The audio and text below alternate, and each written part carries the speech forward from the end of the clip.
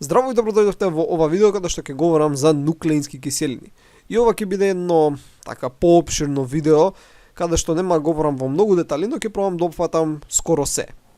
За оваа тематика имам говорено претходно во плейлистата на генетика. Значи ако отворите генетика, идете надоле вака, стигнувате до овие овдека видеа. Значи вовед во историјата на нуклеински киселини, експеримент на Освалд Авери, Хиршеј Чейс, Иранос информација, основна структура на ДНК, биохемиска структура, Вотсон-Криков модел, главни алтернативни форми, централна догма, модел на ДНК репликација, транскрипција, транслација. Сите овие видеа, сега кои ги набројав, ќе пробам да ги опфатам во ова сега видео кое го снимам. Но ако сакате повеќе детали, гледајте ги овие видеа кои веќе се снимени. Исто така имам плейлиста по молекуларна биологија, каде што говорам за репликација, транскрипција и транслација, исто во некои повеќе детали. Нормално овие видеа ако би ги снимал денес, би биле многу подобро направени, но со цел да не се повторувам постојано, гледајте ги тие видеа, а ова видео ќе биде еден општ преглед на таа тематика. Нуклеинските киселини, како што ни кажува самото име, поврзани ќе бидат на некој си начин со нуклеусот, јадрото на клетката, и ќе имаат некој кисел карактер. Односно, првпат кој ги откриле овие молекули, ги откриле во јадрата на еукариотските клетки. Еукариотски клетки се клетките на животните, растенијата, габите, протозоите и слично. Значи, првично ги нарекле овие молекули нуклеин, но понатаму различни истражувачи откриле дека всушност имаат кисел карактер, па ги нарекле киселини и бидејќи биле во јадрото, првично откриени, ги нарекле нуклеински киселини. Значи, некои молекули кои се наоѓаат во јадрото на еукариотските клетки. Денес знаеме дека тоа и на некој начин не е вистина, бидејќи нуклеинските киселини не се само во јадрото на еукариотските клетки, него ги има во многу други организми. Ги има во прокариотските клетки, односно бактерии и археи. Исто така ги има и во вируси. Ќе нацртам еден бактериофаг тука. Исто така и вирусите содржат нуклеински киселини. Во ред.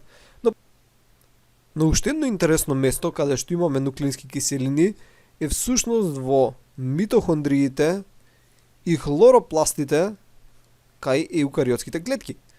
И дополнително интересно е дека митохондриите си имаат сопствени нуклеински киселини, хлоропластите си имаат сопствени нуклеински киселини, кои се разликуваат од тие на јадрото на клетката домакин, така каде што се наоѓаат дадениве митохондри или хлоропласти. Сега, зошто е тоа случајот? Бидејќи митохондриите и хлоропластите се всушност прокариоти, односно наводници, бактерии, кои што склучиле во наводници договор со некоја еукариотска клетка многу одамна, така што се во еден ендосимбиотски однос. И ова е теоријата на ендосимбиоза. Така што митохондријата, например, или хлоропластот даваат енергија, односно храна, доека еукариотската клетка дава заштита. Така што митохондриите и хлоропластите во еукариотските клетки имаат колку толку некоја си собствена автономност. Сега, некое време подоцна, всушност се утврдило дека кај еукариотските клетки нуклеинските киселини не се наоѓаат само во јадрото, значи ги има и во цитоплазмата. И ова првично било доста збунувачки. Но подоцна се открило дека всушност постојат два главни типа на нуклеински киселини, за кои сте слушнале. И разликата во овие два типа на нуклеинска киселина, поточно биохемиската разлика, е многу мала. Дури една од разликите е во самото име.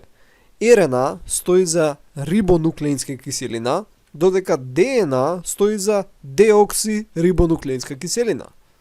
Деокси значи дека фали кислород. Значи една од двете биохемиски разлики е дека кај ДНА, за разлика од РНА, ќе фали кислород на одредена позиција, ќе видите каде, а втората разлика е дека кај РНА имаме урацил, ќе видите што е тоа, додека кај ДНА имаме тимин.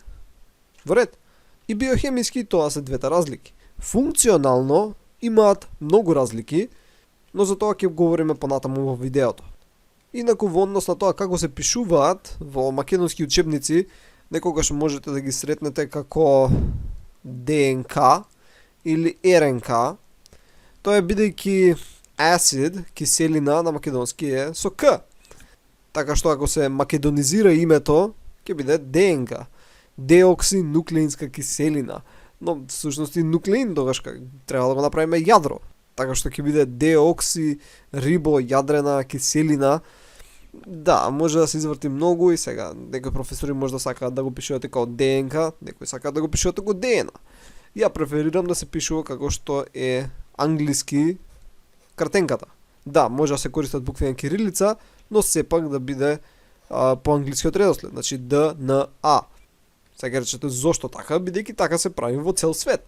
Едноставно, кога имаш термини во науката кои се многу битни, се користат англиските кратенки со цел да може сите луѓе да се разберат, односно сите научници. Дали ќе отвориш учебник во Кина или Индија, ДНА ќе си биде ДНА. Ако сите термини во науката ги македонизираш, индизираш или јапонизираш, ќе изгледаат многу различно во секој јазик. Така што на крај научници од секаде од светот нема може да се разберат помеѓу себе.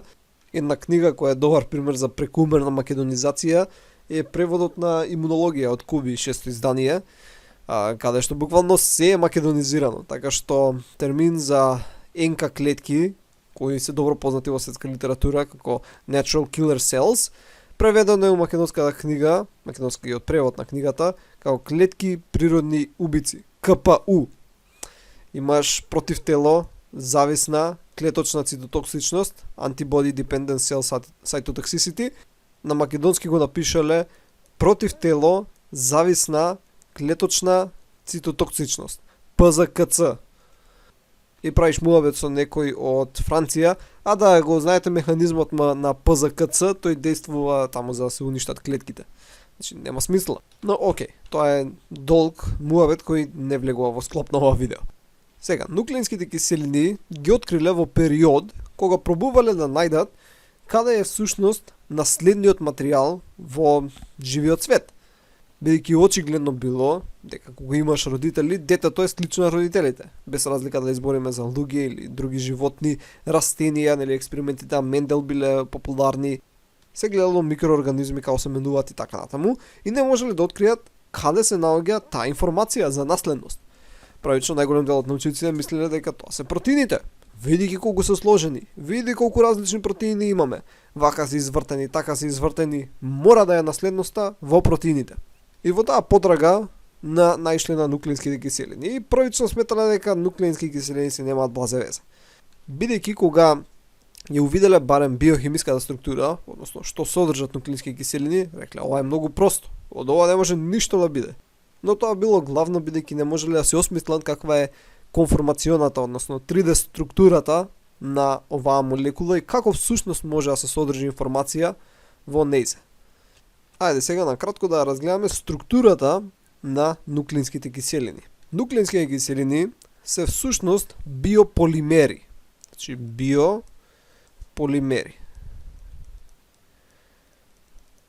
Тоа значи дека се изградени од некои мономерни единици, односно многу мономери кои ги имаш во многу голем број, се поврзуваат сите заедно и градат полимер. Слично како протеините. Например, протеините можеби имаат некоја си многу комплексна структура, вршат комплексни функции, но кога ги разгледаш просто, протеините не се ништо друго него долг синџир на аминокиселини. Епа и нуклеинските киселини вршат многу сложени функции, но всушност не се ништо друго него долг синџир на нуклеотиди. Значи еден долг синџир од меѓу поврзани нуклеотиди. Као што спомнав, ако овде не беше нуклеотид, беше аминокиселина и ова беше синџир од аминокиселини, тоа ќе беше всушност протеин. Така, затоа имаме говорено. Но ова е синџир од нуклеотиди и затоа е всушност ДНА или РНА. Сега ако ја разгледаме малце подетално структурата на нуклеотидот, ќе го видиме следново. Прво ќе започнеме со јаглихидратната, односно шекерната компонента, која е всушност алдопентоза. Значи имаме 5 јаглеродни атоми. Ајде да нацртаме еден 5-член прстен. Тука горе имаме кислороден атом, тука имаме јаглероден атом. Сега ќе дополнам и остатокот. Значи имаме ОХ, имаме Х. Ова вдека Х не мора да се бележи, бидејќи се подразбира, но јас сепак ќе обележам. Ќе видите зошто. Исто има Х. Тука имаме Х. Ова е добро. CH2. И ова е CH2, а не е CH3, бидејќи тука ќе се надоврзе со нешто друго. Инаку, тривијалното име на шеќеров кој дека го гледате е всушност рибоза. И всушност од овој шеќер потекнува името рибонуклеинска киселина. Во ред? Значи, името на шеќерот е рибоза, добиваме рибонуклеинска киселина. Сега името на ДНА беше деоксирибонуклеинска киселина. Значи, некој кислороден атом фали. Поточно, овој тука кислороден атом. Значи, овој кислороден атом, ако го нема, во тој случај имаме деоксирибоза, односно деоксирибонуклеинска киселина. Така што овој кислороден атом ќе облежава со црвена боја. Ако го нема, имаме деоксирибоза, ако го има, имаме само рибоза. Сега овде на десниот ќош се надоврзува нешто што се нарекува азотна база.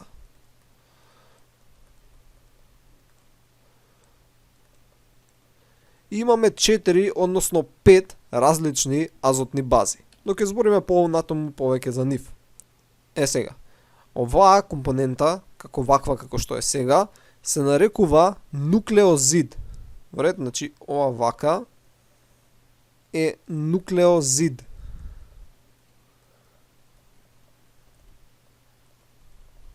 Во ред. Сега, кога ќе дадеме третата компонента на ова, а тоа е фосфорната компонента, значи имаме тука фосфор, двојна врска кислород, кислород, и овие имаат негативен набој. Ај вака да го бележам тука. Во овој случај добиваме тоа што се нарекува нуклеотид, за што зборевме претходно. Така, значи сега дури имаме со се фосфорот заедно нуклеотид.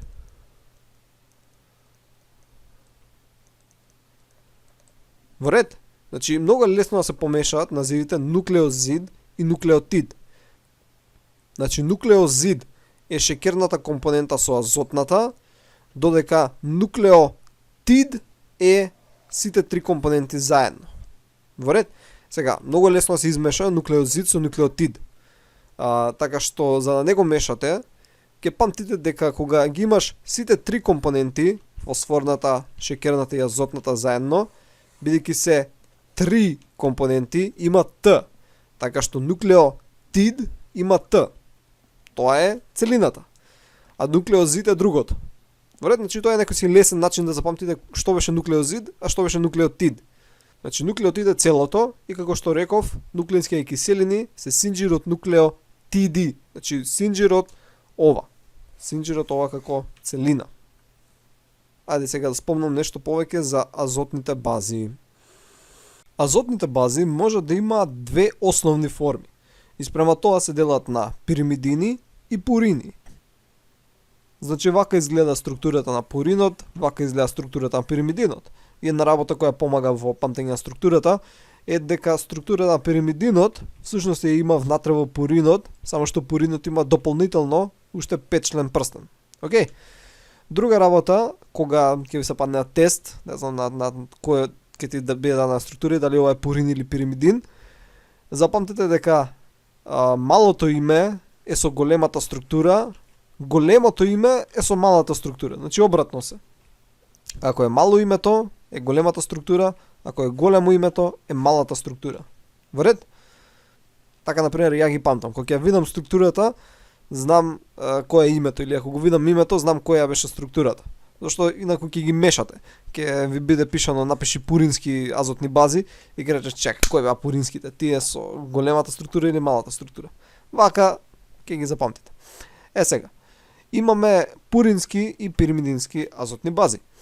Пуринските азотни бази се аденин и гванин. Некогаш ова е напишано гуанин, бидејќи на англиски е со у, така што ако идеш буква во буква треба со у да биде, но звучи како да е со в. Гуанин. Значи звучи како да е гванин. Така што во некои книги ќе биде со у, некаде ќе биде со в. Сега аденинот не се разликува многу од обичната пуринска структура, освен што има овдека NH2, додека гванинот има некои повеќе разлики, значи има NH2, има овдека H, тука нема двојна врска и има кето група. Инаку ова да не ве буни као H2N, тоа е исто што и NH2, само што така е напишано со цел да се посочи дека хемиската врска на јаглеродниот атом кој е тука е со азотниот атом, а не е со водородниот атом. Така нели ако беше овдека NH2, ќе изгледаше како хемиската врска да е со водородниот атом. Нема врска, тоа е значи NH2. Сега за пиримидинските азотни бази имаме тимин и цитозин. Има доста по-комплицирана структура, гледате тука фалат двојните врски, има водородни атоми, има кетогрупи, има метилни групи и така натаму, но може да се запамтат. Сега гледате дека овдека има уште една трета. А тоа е да кај РНА немаме тимин, него имаме урацил. Во ред? И единствената разлика помеѓу тимин и урацил е оваа метил група тука. Значи кај тимин ја има, кај урацил ја нема. Сега повторно ќе запишам тука. Тимин иде во ДНА, урацил иде во РНА. Во ред? И тие се двете главни биохемиски разлики помеѓу ДНА и РНА. Значи тимин е заменет со урацил, исто така кај шеќерната компонента имавме рибоза или деоксирибоза. Значи азотната база може да биде која било од овие азотни бази. И обично ги бележиме со кратенки. Така ако е аденин, бележиме, ќе бележам со црвена боја, А. Ако е гванин, бележиме Г. Ако е тимин, бележиме Т, ако е цитозин, бележиме Ц, и ако е урацил, бележиме У. Во ред? Значи многу едноставно. А, Т, Ц, Г, У. Инаку поврзувањето со шеќерот всушност се случува овдека кај овој азотен атом. Во ред? Че поврзувањето се случува тука. Оваа стрелката овдека, основа хемиска врска, е со тој азотен атом. Добро, сега знаете каква е основната структура на нуклеотид, односно на нуклеозид. Сега овие нуклеотиди, како што спомнавме, влегуваат во градба на нуклеинските киселини. Но исто така ги сретнуваме и како други молекули, односно во склоп на други молекули, влегува во структурата на коензим А, и ова е соединение кое понатаму многу ќе го спомнуваме кога ќе почнеме да збориме за метаболизам. Ацетилкоензим А, ацетилкоензим А, ацетилкоензим А. И така натаму. Значи овдека гледате структурата, може да биде така, усори вака. Ова е структурата на нуклеотидот и понатаму гледаме дека се дава други работи, така што се добива коензим А. Учествува во градење на различните енергетски складирачки молекули, сигурно сте слушнале за АТП. Така, но нема само АТП, има ГТП, има ЦТП, има ТТП, има УТП. Зависи која е базата. Најчесто е АТП. Така, значи најчесто е АТП и затоа секогаш енергетски молекули АТП.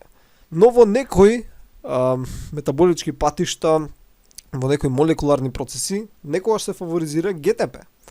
Но најчесто е АТП, инаку универзално го бележиме со НТП. Така што небитно која е азотната база, едноставно НТП. И всушност името е аденозин трифосфат на АТП. И сега знаете од кај доаѓа. Аденозин е базата во склад со шеќерот, бидејќи базата е сама по себе аденин, но заедно со шеќерот аденозин трифосфат, бидејќи има 3 фосфори. Во ред? И во овие фосфори е всушност енергијата во хемиските врски. Бидејќи кога се разградува хемиска врска, соединението што се добива е постабилно од тоа претходно што било, така што енергијата може да се искористи на некои други хемиски реакции. И овдека добро бележано е НТП кога има 3 фосфори, НДП, значи дифосфат кога има 2 фосфори, и НМП кога има 1 фосфор, односно кога е само како нуклеотид. И обично најосновно нели тоа што се учи е АТП преминува во АДП. Значи аденозин трифосфат преминува во аденозин дифосфат, но тоа може исто така да премине во АМП, аденозин монофосфат.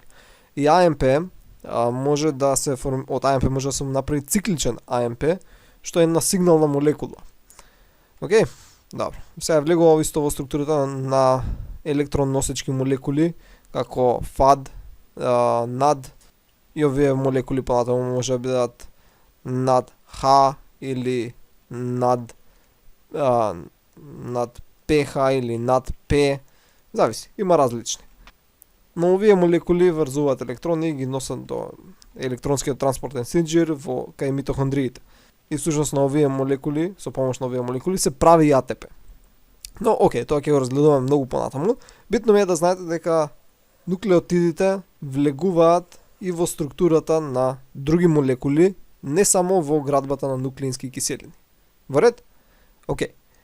Ајде сега да видиме како оди поврзувањето на нуклеотидите со цел да се добие тој синџир од нуклеотиди. Првично треба да ги бележиме јаглероните атоми. Значи ова е првиот јаглерон атом, ова е вториот, ова е третиот, ова е четвртиот и ова е петтиот. Во ред?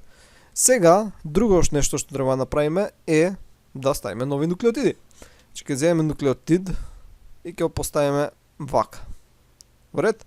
Сега тука ќе избришам делови и ќе ги поврзам на следниот начин. Значи ќе земеме вака, имам црна боја, ќе го избришам се ова овдека. Избришам тука минусот и ќе ги поврзам на следниот начин со кислороден атом. Во ред? Тука сега ќе се добие двојна врска и ќе се изгуби негативниот полнеж. И тоа е поврзано. Сега истото ќе го направам и од доле. Каде ќе биде поврзано? Ќе биде поврзано на следнова позиција. Тука. И истото сега може да се повторува до бескрајност, надоле или нагоре. Во ред? Значи тоа е основниот концепт. Сега друго нешто што можете да приметите е дека без разлика колку нуклеотиди има, дали има 3 или има 3 милиарди, мора да има еден нуклеотид кој е прв и еден кој е последен. Сега кој е првиот и кој е последниот? Нема очигледен начин да кажеш, бидејќи не постои прв и последен и земено е по договор да еден го нарекуваме прв, друг последен. Во ред?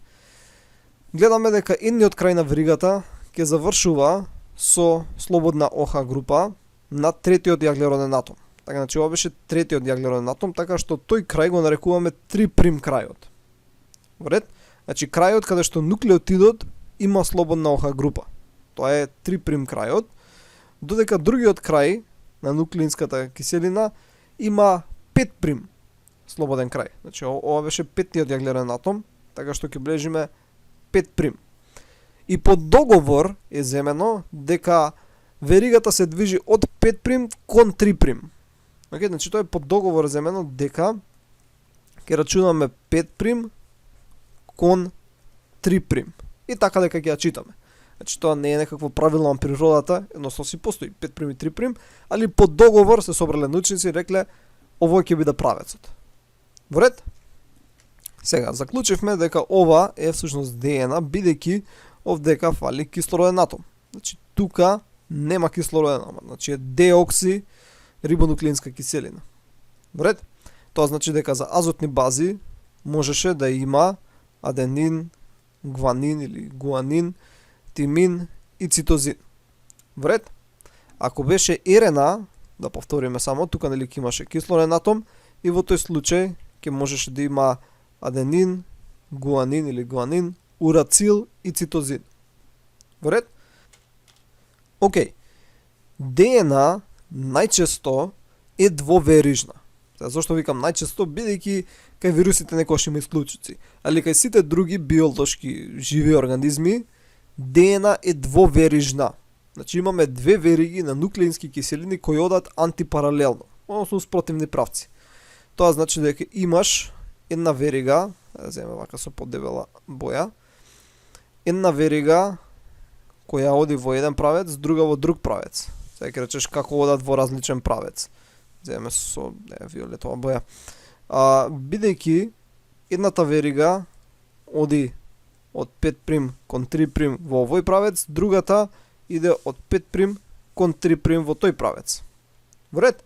И тоа мора да е така поради стереохемијата. Така, значи, како овие молекули се наоѓаат во просторот, мора да идат во спротивен правец со цел да можат азотните бази да се поврзуваат. Сега, азотните бази се тие кои штрчат вака од страна. Така, значи, од тука вака ќе набележиме неколку. И помеѓу азотните бази доаѓа до поврзување. Се поврзуваат со водородни врски.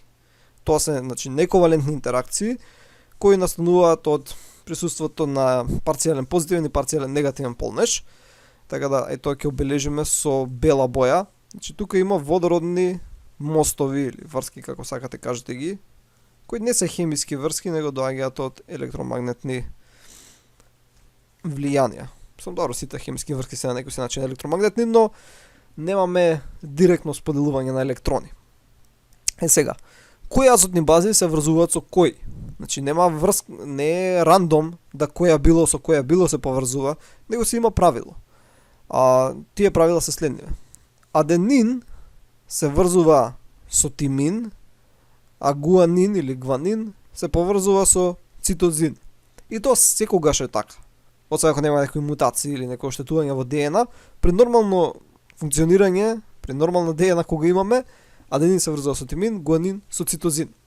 Во ред? Тоа значи дека ако тука има А, тука има Т. Ако тука има Ц, тука има Г. Ако тука има Ц, повторно тука има Г. Ако тука има Г, тука има Ц. Тука има А, тука има Т. И така натаму, и така натаму. Во ред?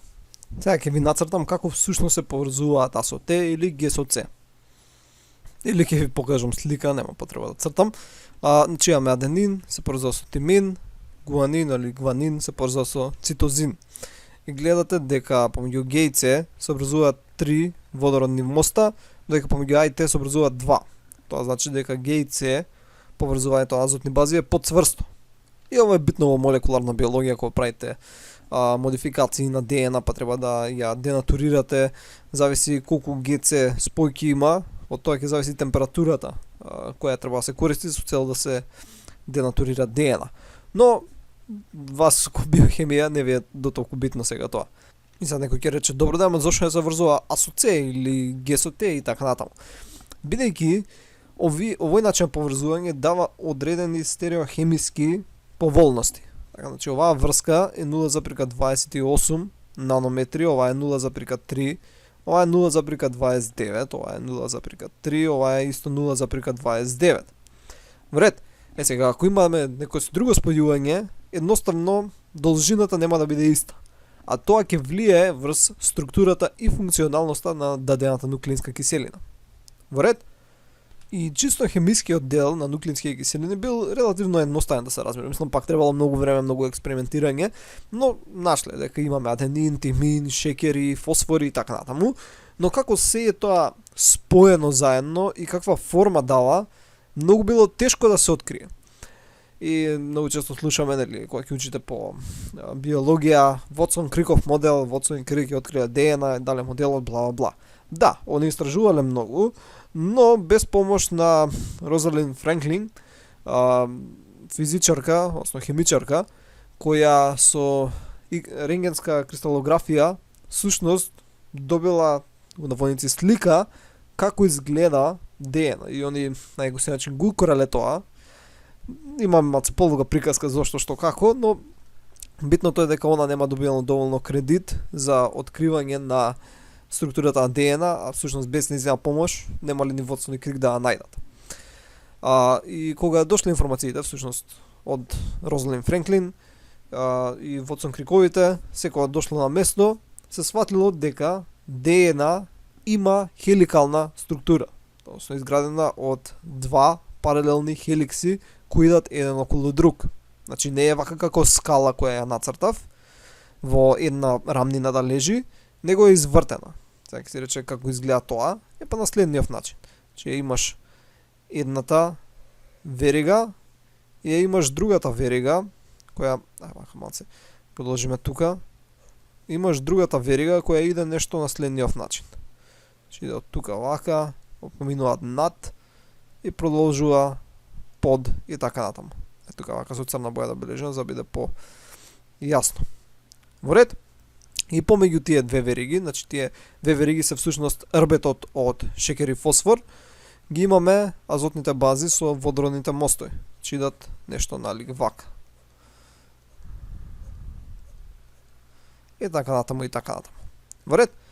Сега понатаму се открило дека ДНА има одредени физичко-хемиски карактеристики.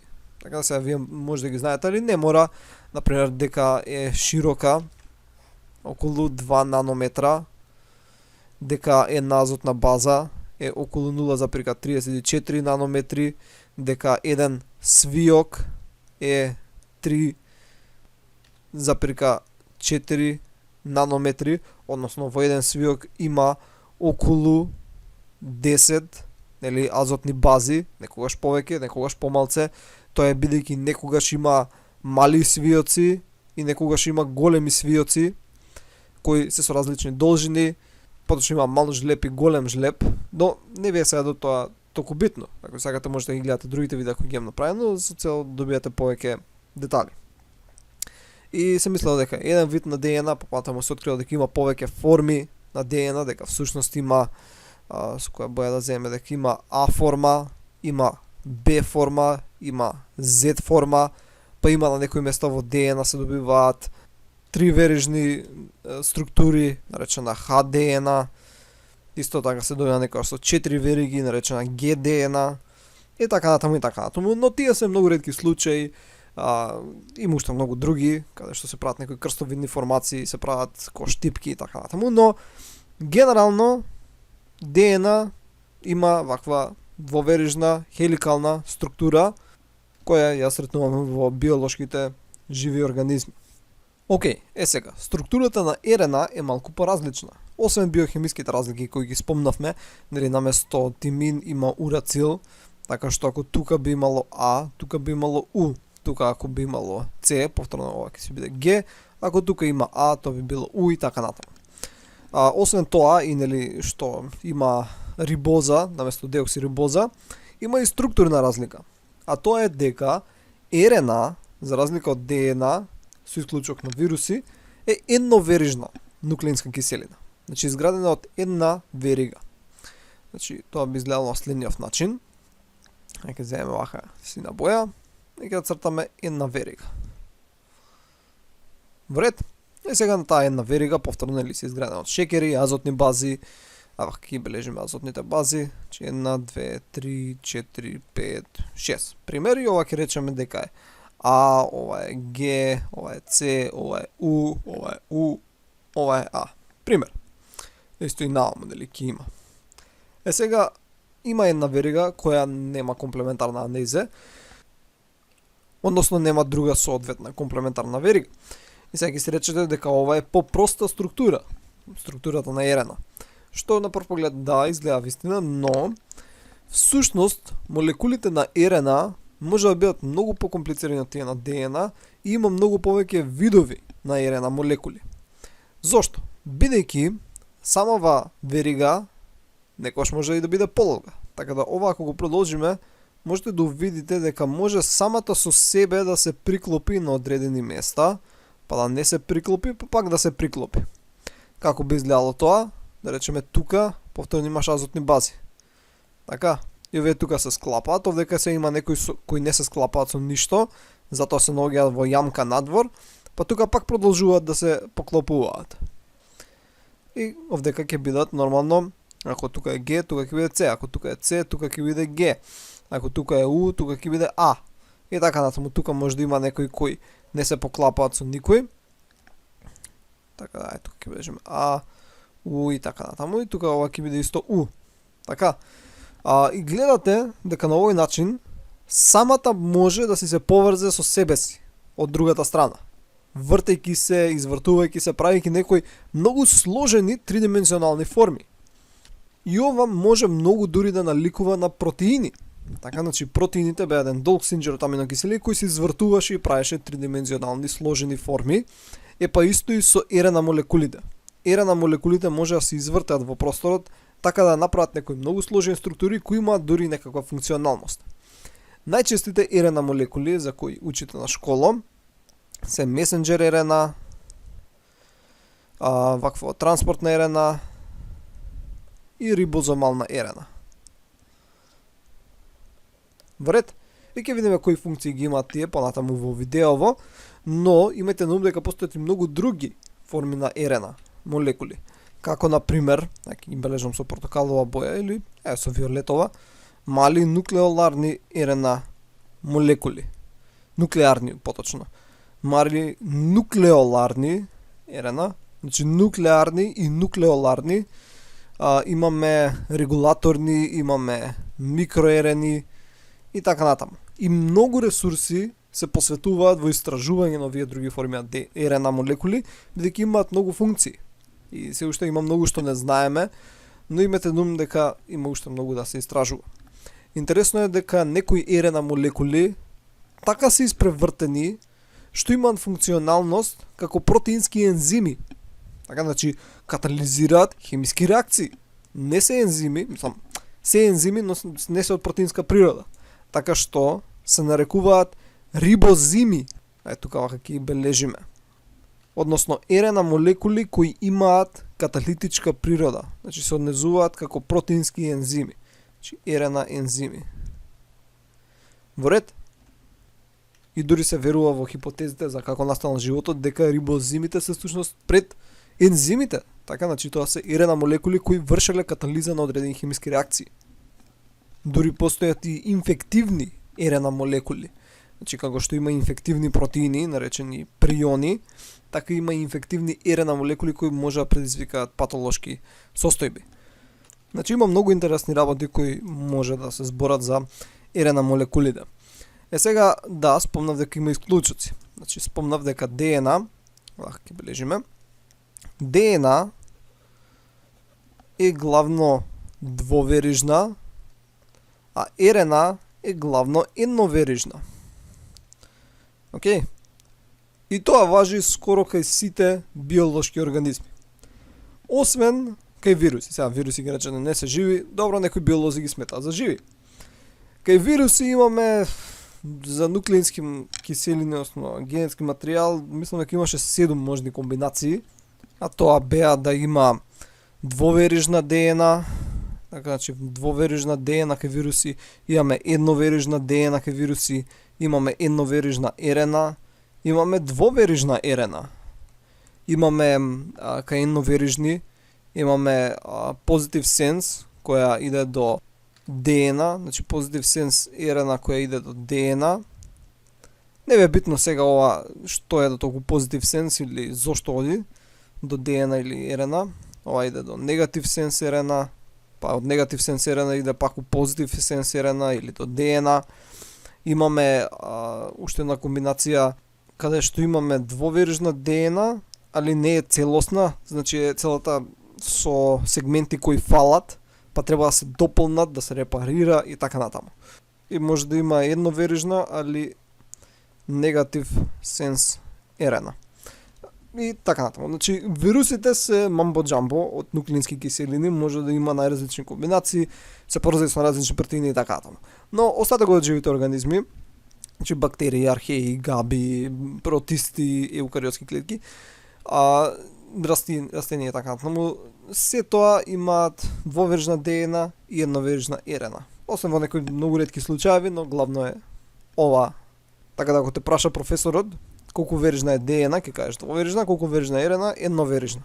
И ако утнеш, пишеш дека РНА е двоверижна, ке професорот ќе ти каже, не, грешка си, РНА е едноверижна, и ти ќе му кажеш, не, ама има некои вируси каде што има двојноверижна РНА и така натаму и така натаму.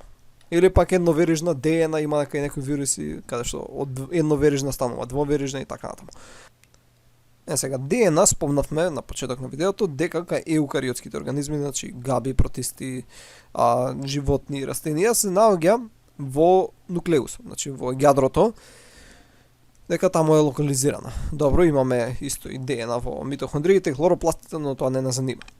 Сега, ДНА која се наоѓа во јадрото има должина, барем кај човекот, од околу 2 метра. Значи, нешто помалку од 2 метра, ама да речеме 2 метра. Сега речете, како може должина од 2 метра да се наоѓа во јадро кое е неколку микрометра?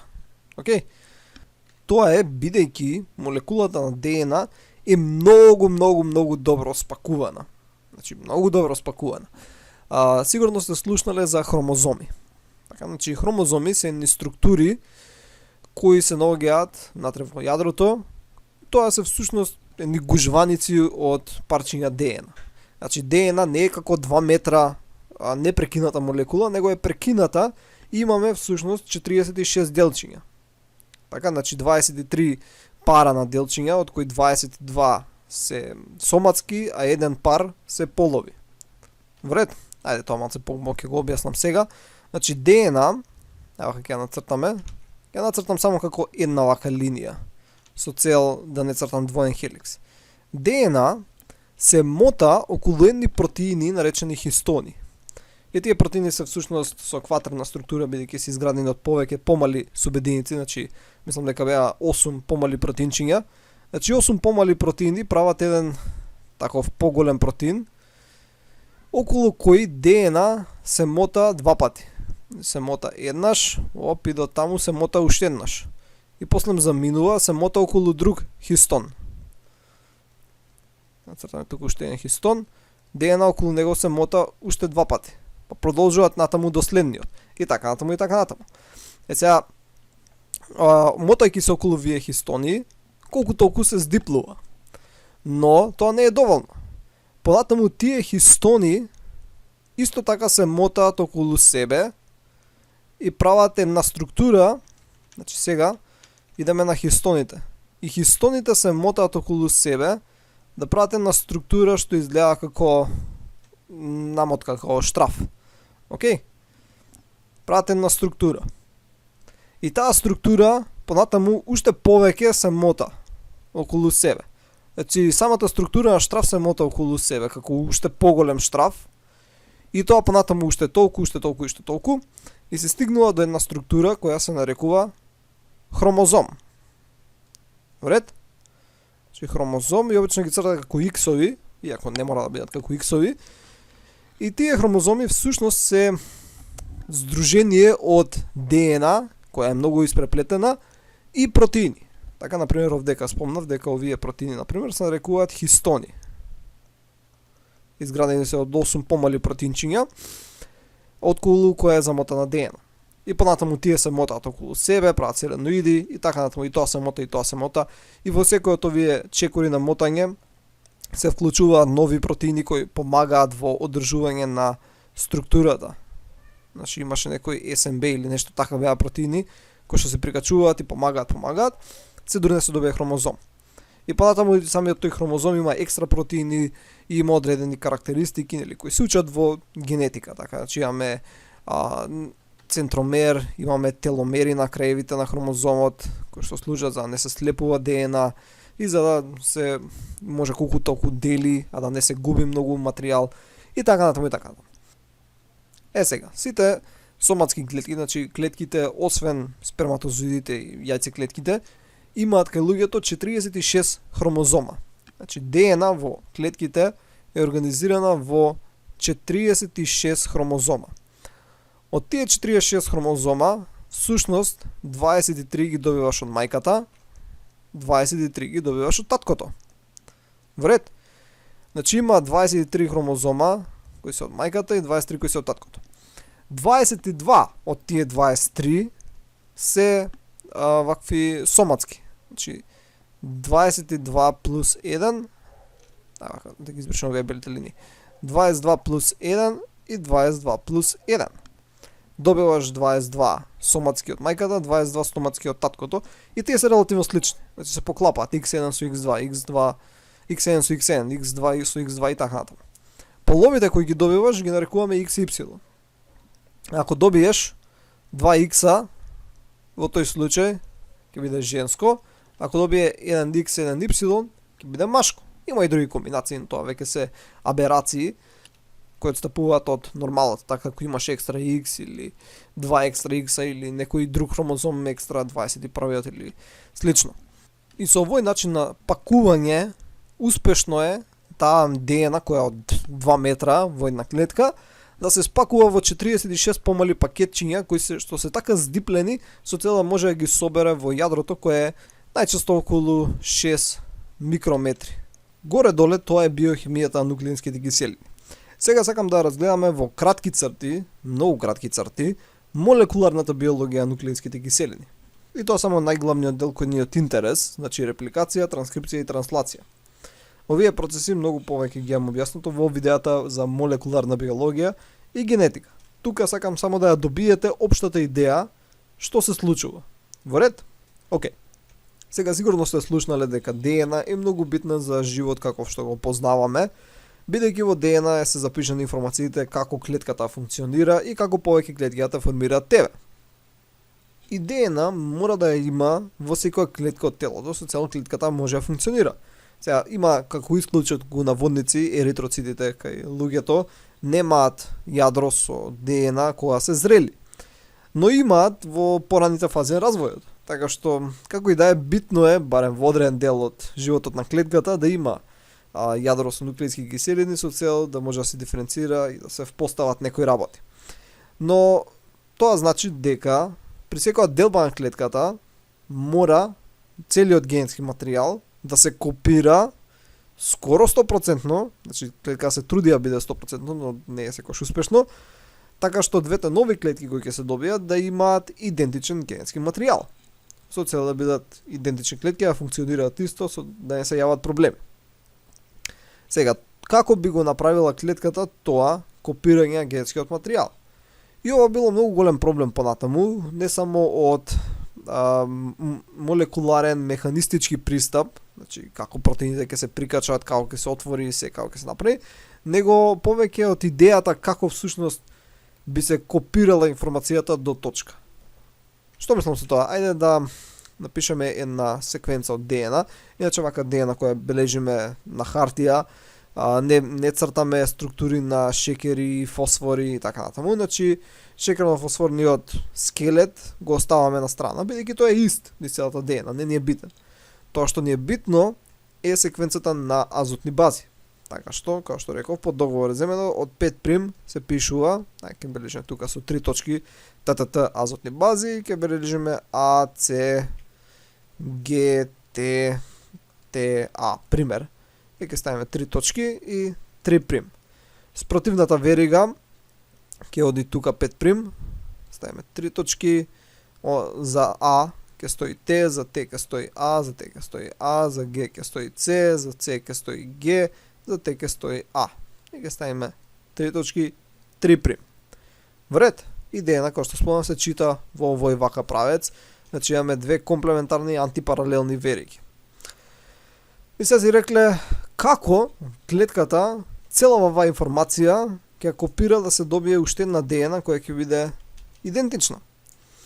Со цел тоа да се направи, биле предложени 3 модели, од кои еден искочил вистините и се правили експерименти, зборам во видеото за молекуларна биологија како и дали тие експерименти, но моделот кој искочил вистински на крај се нарекува семиконзервативен модел на ДНА репликација.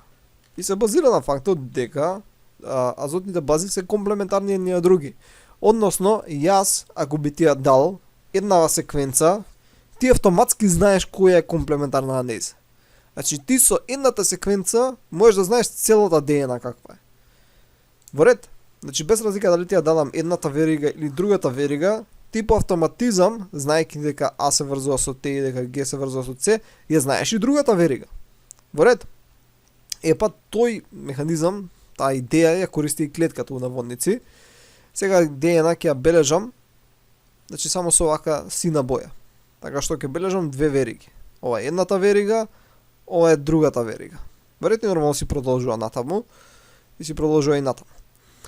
На одредено место од ДНА, значи повеќе такви места бидејќи нели долга, така секој хромозом има доста долга ДНА, застануваат одредени протеини кои ќе отворат веригата нуклеински киселини на двете вериги, ќе ги отворат и се прават репликони, односно репликациони вилјушки две се формираат. И ќе видите како изгледа тоа. Значи, ќе се отвори како меур вака во ДНА и вака шематски го представуваме, иначе тоа во 3 димензии не е баш толку едноставно. Тука има други протеини, има протеини кои држат ДНА да биде вака отворена. Нормално тука вака се азотните бази. Не знам со која боја да ги бележам. Така, ајде да ги бележам сите, знаете дека тука се присутни. Во ред? И сега на вака отворена ДНА, двете вериги кои се одделени една од друга, се прикачуваат низа протеини. Значи голем број различни протеини, тука ќе се прикачи вака, тука вака ќе бележиме еден протеин, тука ќе се прикачи еден протеин, ќе има протеини кои ќе стојат даунстрим и апстрим од ДНА, така што ќе скратуваат едната верига или другата, за да не се испреврти целата ДНА која се наоѓа понатаму, бидејќи ќе се случуваат низа процеси кои ако не се контролира може да уништат ДНА на краевите. Ќе има и други протеини на многу места кои ќе вршат најразлични функции. Веројатно има протеини кои лепат ДНА, кои кратат ДНА, има протеини кои додаваат нуклеотиди и така натаму. Сега, кога вака ги се отвори, доаѓаат нуклеотиди кои се наоѓаат општо во средината. Така, и тие со помош на овие протеини кои се наоѓаат тука, ќе се врзуваат комплементарно. Така што ако тука имало, ајде да земеме со црвена боја А, тука имало Т, тука ќе бележиме ГЦ, тоа значи дека сега ќе дојде комплементарен, овдека ќе дојде Т, тука ќе дојде А, и така натаму, и така натаму. И тие, понатаму со помош на други протеини, ќе се слепат сите и ќе се формира уште една верига. Исто ќе биде и од оваа страна. Сега има тука едната страна иде побрзо, другата иде поспоро, па се додаваат едни фрагменти кои се нарекуваат оказаки фрагменти, па се лигираат од страна на други протеини и така натаму и така натаму. Тоа се непотребни детали. Битното е дека ДНА се отвара и едноставно си се редат нуклеотид по нуклеотид комплементарно. Така, едноставно протеинот помага да се сретнат. А иначе тие можат само на еден начин да се врзат. Например, тука ако дојде, да река гево, треба да влезе С. Така, што треба дека да се поврзе С. Ако дојде, например, ќе речете што, ако дојде Т, ќе дојде Т, ќе помине, нема да се врзе, ќе се искочи. Па ќе дојде С, ќе се врзе и ќе остане. И протеинот си продолжува. Идеме на следното, идеме на следното, идеме на следното. И со тек на време се ќе се пополни. Така што на крај, тоа што ќе го добиеш е следново. Ако ќе бележиме, земе повторно ова, ќе добиеш две ДНА молекули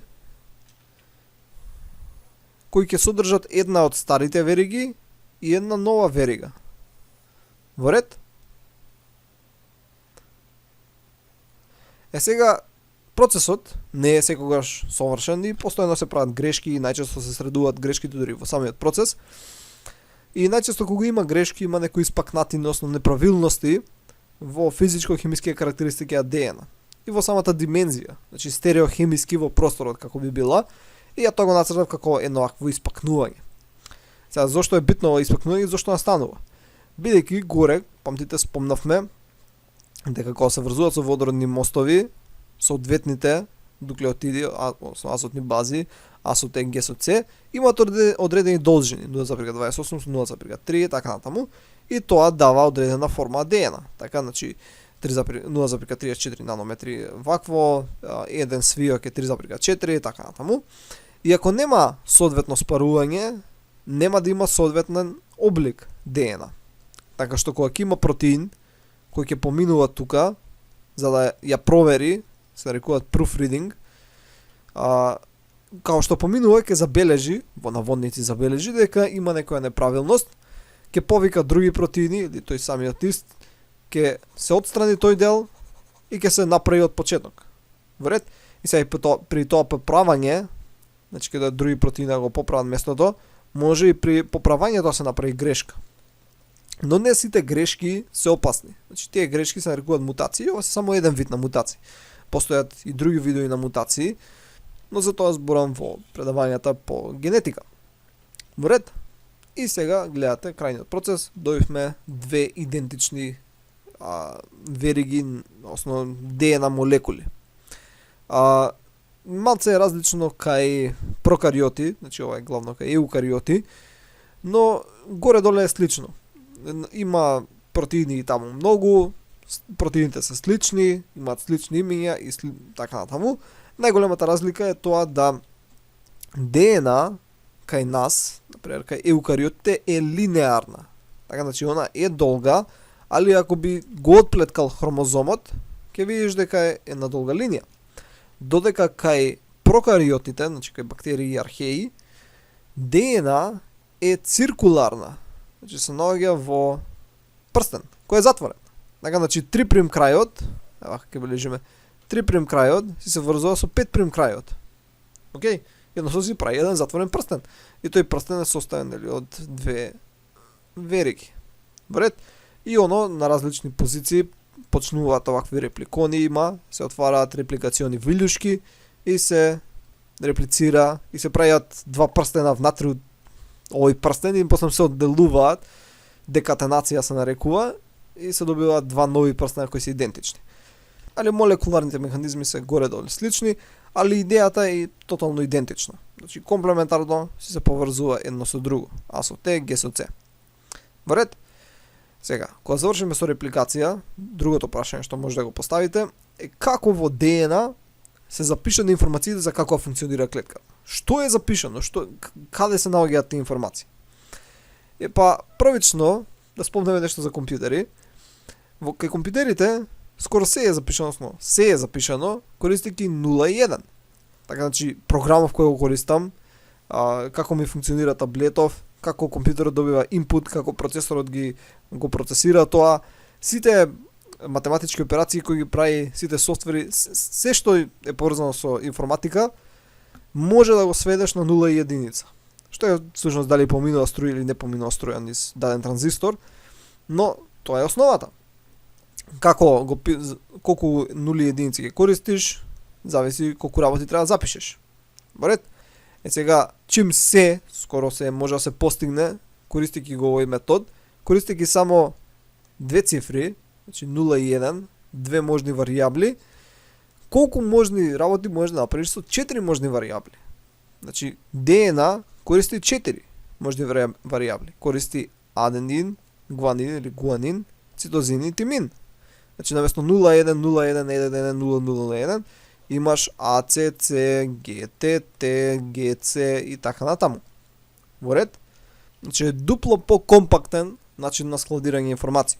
И можеш дури ДНА да конвертираш во информатички код, така што ќе кажеш некое правило, 0,0 ќе биде А, 0,1 ќе биде Г, 1,0 ќе биде С и 1,1 ќе биде Т. Така што пишувајќи компјутерски код, не знам, 0,0,1, 0,1,1,0,1, ти можеш тоа да го конвертираш во генетски код. Така ова ќе биде А, ова ќе биде С, ова ќе биде Т, ова ќе биде 0,1 Г и така натаму и така натаму. Во ред? Има направени се проекти каде што цели видеа, значи видео, можеш да го снимиш, да го конвертираш видеото во бинарен код, тој бинарен код да го конвертираш во генетски код и целото видео да ти биде складирано внатре во клетки. Тие клетки можеш да ги растеш во некој медиум и буквално некаде во некоја тегла, на некоја мувла или некоја, добро ете, бактериите не се вакво мувли, но можеш у мувла или квасец да имаш цело видео кое расте како скапаница на некоја јаболко. Или можеш цела книга да конвертираш у ДНА и да ставиш внатре некој вирус и да си стои како таква. Има уште многу други работи кои може да се прават и интересни работи кои веќе се направени, но тоа е друг муавет за некогаш кој може да го правиме.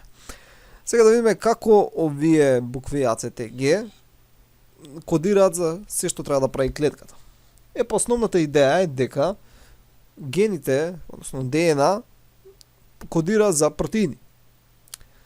Односно ДНА, ќе бележим само како една, знам дека од две вериги, ама јас ќе бележим само една верига, е поделена на делови кои ги нарекуваме гени, така што секој ген кодира за еден протеин. Тоа била првичната идеја.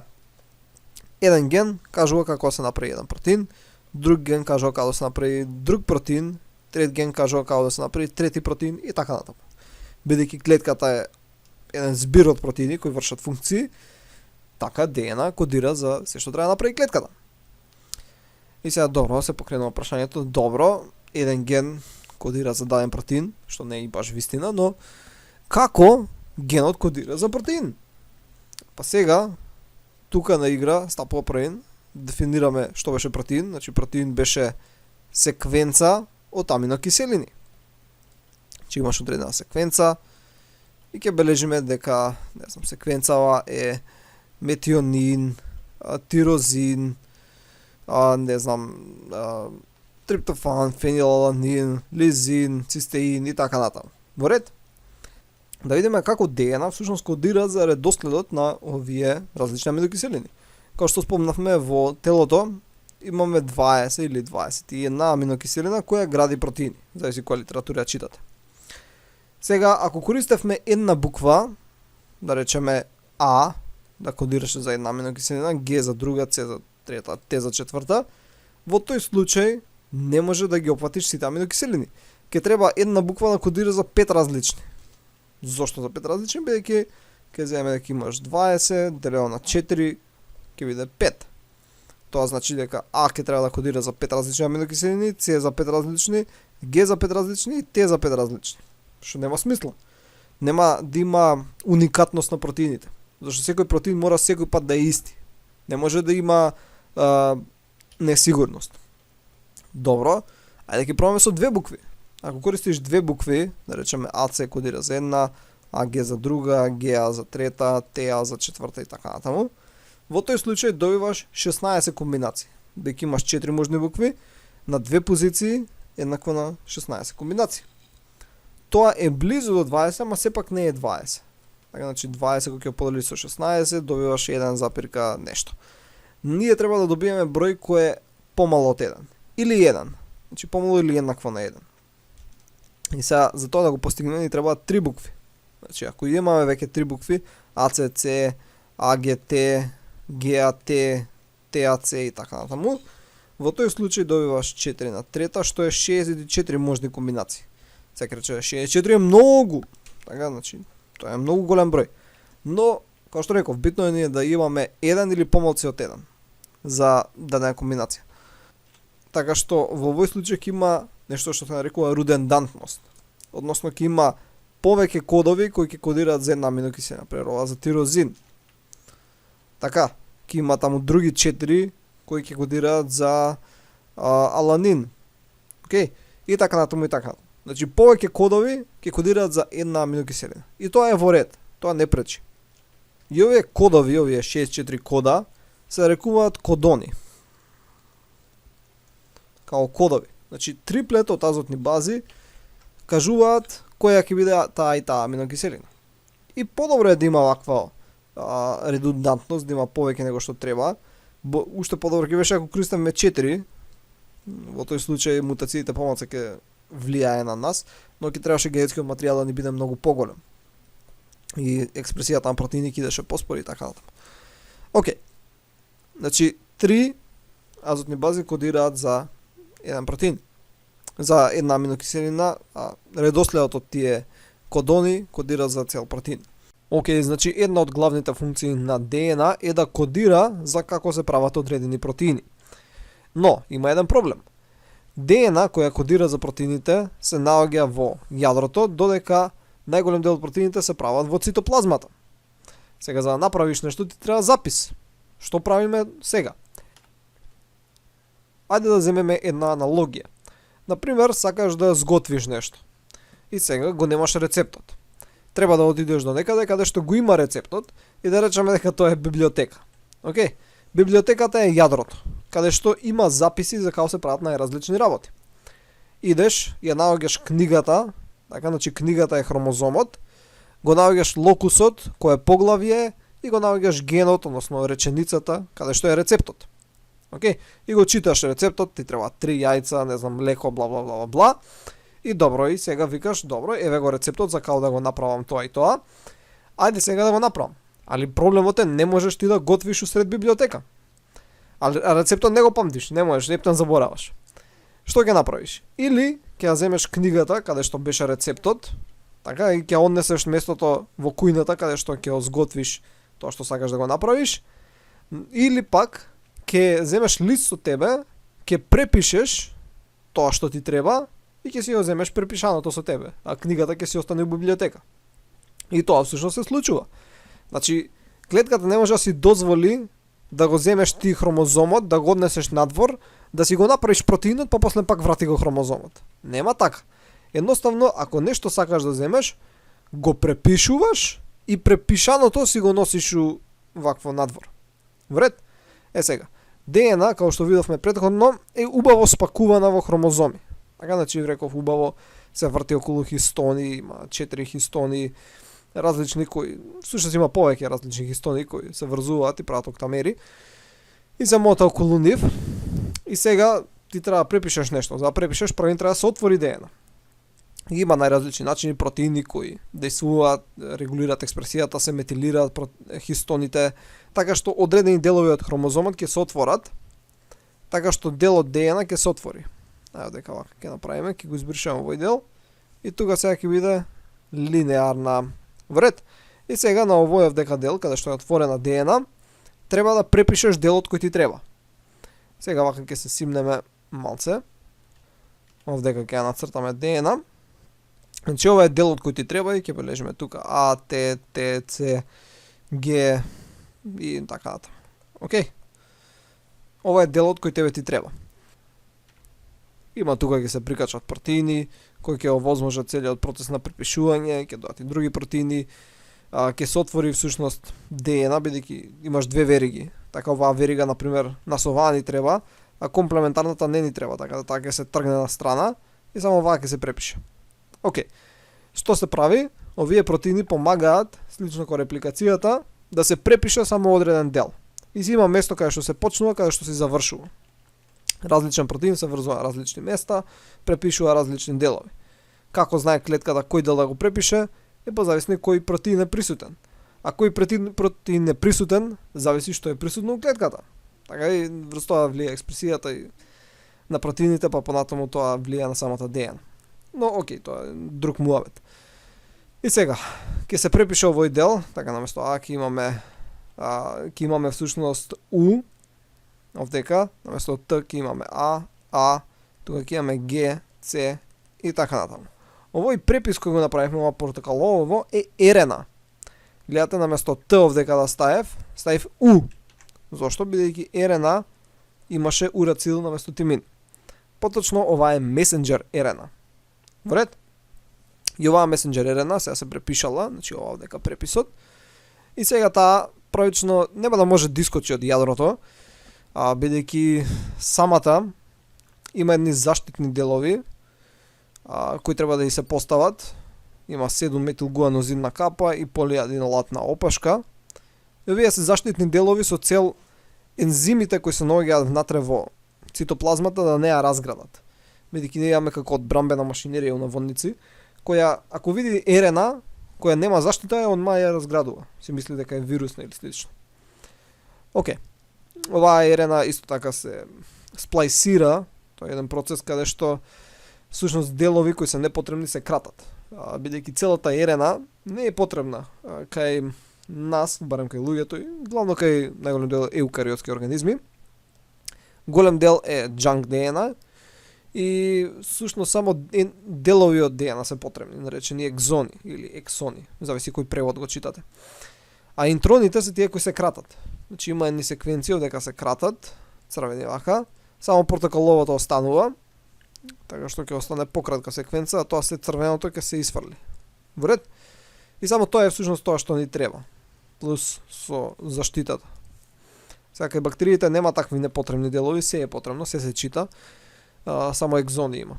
Кај нас има и интрони кои се вадат. Сега речеш, добре, зошто ние имаме толку ѓубре, зошто ни се потребни тие интрони? Дел се рандом еволуционен товар, но дел се тука со цел да е заштита од мутации. Ако се што е зачувано во ДНА е потребно, кога и да настане мутација, ќе биде лоша мутација. Мислам, има голема шанса да биде лоша мутација. Ако 50% од материјалот ти е ѓубре, 50% од мутациите што ќе настанат ќе бидат без врска, така нема да ти штетат. И тоа е една теорија зашто имаме толку непотребен генски материјал, или денеска знаеме дека не е до толку непотребен, има функција во епигенетика. Односно тоа е кога самата околина каде што живее организмот влијае врз експресијата на протеини. Така што можеш да земеш два идентични близнака и при различни средини различно експресираат протеини, така што ќе даваат различен фенотип. Но, тоа е повторно друг муавет. И сега, РНА, од која ќе биде процесирана, значи тој сплайсинг ќе се случи и ќе биде заштитена, ќе искочи или ќе заврши во ендоплазматичниот ретикулум и ќе се прикачи на рибозоми. Тоа се едни структури, вакви, обично ги цртаат учебниците, као мали чоколадца, и тие рибозомите може да се наоѓаат исто и на самата мембрана, на ендоплазматичниот ретикулум. И оваа РНА се прикачува соодветно, има одредена секвенца за да знае каде е почетокот, каде е крајот, и од кој ќе се прикачи, може да почне синтезата на протеини. Во ред? Сега. За да се синтезираат протеините ни требаат аминокиселини.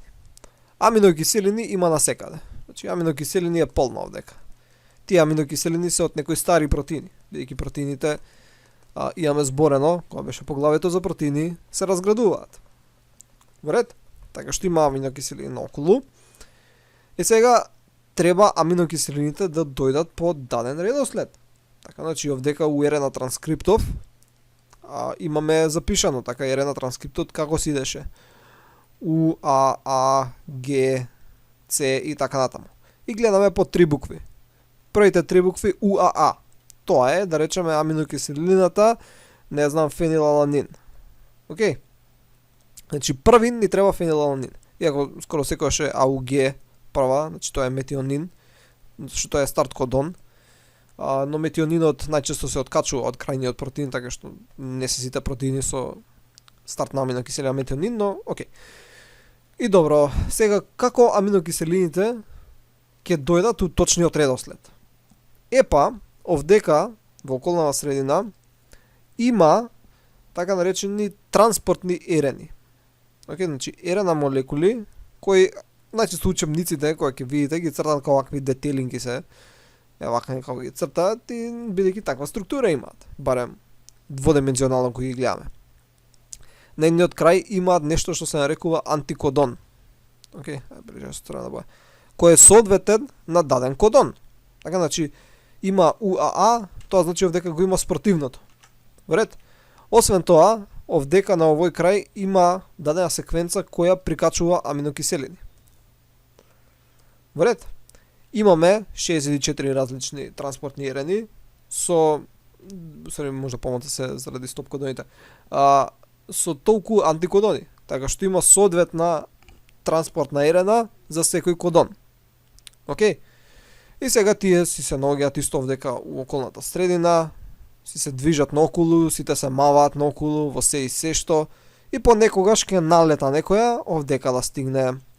И ако е соодветна, ќе остане. Значи, се случуваат низа хемиски реакции кои ги разгледаме молекуларна биологија, доаѓаат други протеини од околината, така што овозможува да аминокиселината која носи да се откачи и да се прикачи на ланецот. Ако не е соодветна, таа која случајно ќе влезе, ќе си замине. Ништо не се случува. Така што сите овдека што се наоѓаат цело време пробуваат. И само кога е време да влезе, ќе остане. Ако не е време, едноставно ќе се замине. Во ред? Така што со тек на време ќе се направи еден долг синџир од соодветни аминокиселини и ќе стигне до стоп кодон, ќе се прекине целиот процес, ќе се откачи рибозомот, кој, значи ова е рибозом, кој е направен всушност од рибозомална ерена и протеини. Ова беше транспортна ерена, да ја прилежиме, ова е Т ерена. Така што сега се добие протеин. Сега овој протеин нормално дека се може после да подлежи на посттранслациони модификации, да се прикачат на некои шекери, да се прикачат липиди ако треба, да завземе својата конформација, па доаѓаат други протеини, хаперони, кои му помагаат правилно да се здипли и после тој протеин ќе си биде во околната средина, ќе си биде тука некаде, може да ќе се прикачи на цитоскелетот на клетката, па други протеини, кинезин, например, ќе земат, или динеин, ќе го земат и ќе го однесат таму кај што е потребен. Океј, може да ќе треба да биде у мембраната, може да ќе треба да биде у цитоплазмата, може да ќе треба да биде у јадрото. И така натаму. Сега, овој вдека процес кој го разгледавме, се рекува транслација, бидејќи буквално е транслација, превод. Значи, транслација преведено е превод. Односно преведување. Каде што препишаното од ДНА, ова е исто процес на транскрипција, на препишување, препишаното се преведува. Така, значи треба да се преведе во протеин. Океј? И тие се главните работи кои сакам да ги спомнам. Нормално има уште многу работи кои треба да се спомнуваат, например како и дека е бактерии. Кај нив, бидејќи ги нема овие заштитна ерена, нема исто сплайсинг, оно иде се сврзано. Рибозомите се наоѓаат одма до ДНА и се иде едно по друго. Се прават едни полирибозомски системи и така натаму. Тоа беше главното што сакав да го спомнам. Нормално за молекуларниот дел, како што ви спомнав, само избрзавме. Значи, сакав само колку толку да добиете генералната идеја, да видите што се случува, процеси на репликација, транскрипција, транслација. Нормално не има што многу да се збори, да не почнуваме со генетски инженеринг. Така да, тоа е се за ова видео. Се надам дека научивте нешто ново и ќе се видиме во следното видео. Довидување.